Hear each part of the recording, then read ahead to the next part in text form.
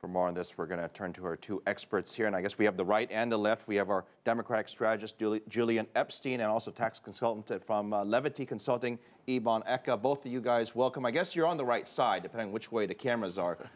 Let me start with the budget deficit. Daniel mentioned a good point about it, is that there's a sense that perhaps it's not that bad, and there's almost a little bit of a silver line to the whole thing. Do you guys both feel that the annual deficit question has been somewhat resolved, at least for the rest of this year?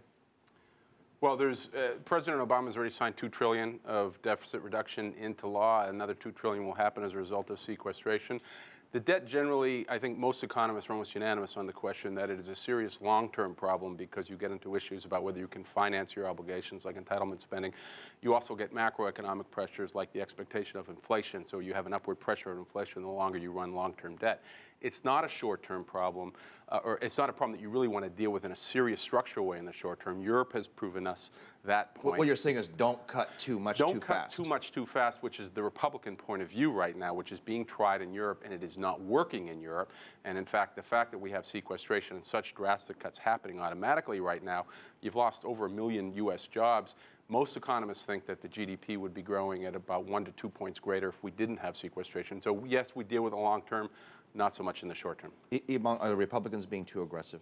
No, because part of the problem is, yes, there's an issue with long term. We look over in Europe. Part of the problem with what's happening in Europe is there are not enough jobs. First of all, I hate to compare ourselves to Europe. Things are really bad in Europe. I mean, this is a whole different thing we're talking about. Yeah, but the main reason for that is they don't have any jobs, and there's no way for them to even start to create jobs. So even here locally, we're looking at how the deficit, people are happy about the deficit being reduced this last quarter, but a lot of that came from Fannie and Freddie. But we also forget that a lot of the Fed purchased a lot of the mortgage-backed securities that actually led to that reduction, in addition to 14% reduction because of the sequestration. Yeah, the job problem is a direct result of the fact that you have economic contraction.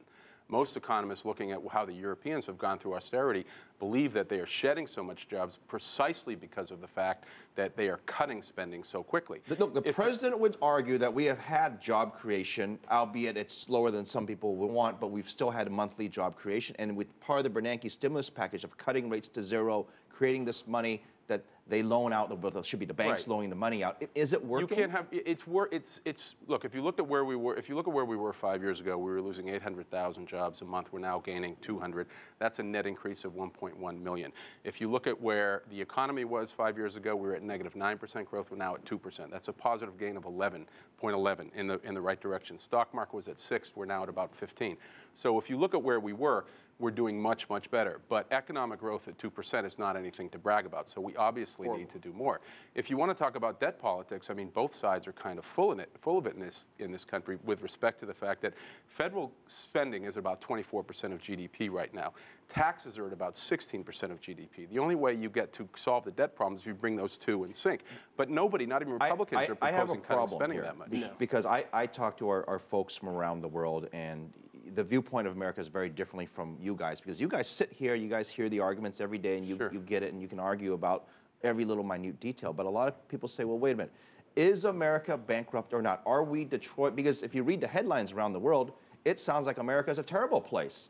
But of course, it's not necessarily true. I mean, there are plenty of pockets of places where there's growth and there's entrepreneurism and there's business being done. So if I was an international viewer and I could ask you guys one question, would be, how do you explain this whole thing to the international audience? I mean, we have this big deficit. We lose more money every single year, and then we of course brag about how great the country is and how many jobs we're creating. Explain. Like Julian said, when you talk about deficit reduction, that's a long-term view. So you have the long-term problem. More of a long-term problem than a short-term problem. Right now, in the short term, we do need to have more jobs, and it's not as. And you mentioned earlier about the stimulus and a lot of the banks actually having money and capital to lend, but that's not happening. Small businesses aren't getting access to capital in order to expand and grow and then hire people. And when you throw in Obamacare, it's another issue. You have to parse these questions. Again, the deficit is as Ebong says, is a long-term problem. You solve that with entitlement reform, and you solve that with economic growth. That's where we agree. The major problem that we have in the United States is not dissimilar to what's happening elsewhere globally, which is the economy is growing too slow. It is an excellent economy for investors right now, say the top 20 or 30% of wage earners. The problem that the country has, in the same way that most of Europe has and Latin America has, is that wages have been stagnant now for 12 years. I've only got 60 seconds left. The days of Bill Clinton, the last time the United States ran a budget surplus, and everybody seemed to be happy. The internet bubble was blowing up, and we all own America online. Are those days forever gone? No, there needs to be a resurgence of entrepreneurship, and that's what fueled the internet bubble in the 1990s. So you're optimistic. I am. I'm not optimistic until both parties can get along better. You've got to have a grand deal. Usually it's the other way around. Usually the Republicans are the...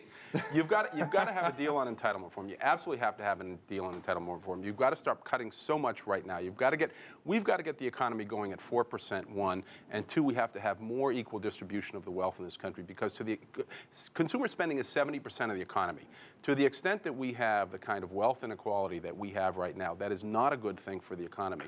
The fact that wages have stayed stagnant for 12% for the last 12 years, while the economy has been growing, is not a good thing. That is a structural problem we have to address. That's the last word. Julian on the left, Ebong on the right. Thank you very much.